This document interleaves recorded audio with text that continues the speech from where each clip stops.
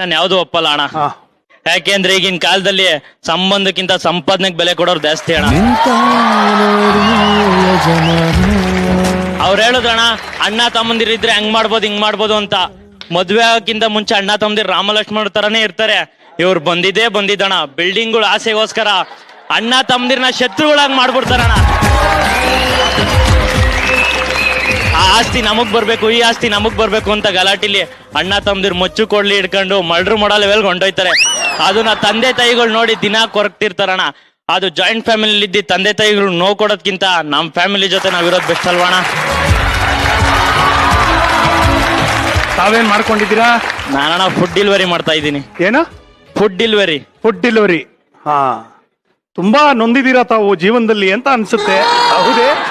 ಹೌದು ಅಣ್ಣ. ಗೊತ್ತಾಯ್ತಾ ಇದೆ. ತಾವು ನೊಂದಿಲ್ಲ ಅಂದಿದ್ರೆ ಫುಡ್ ಡೆಲಿವರಿ ಬದಲು ಬೇರೆ ಡೆಲಿವರಿಗಳು ಬೇಜಾನಾಗಿರೋದು.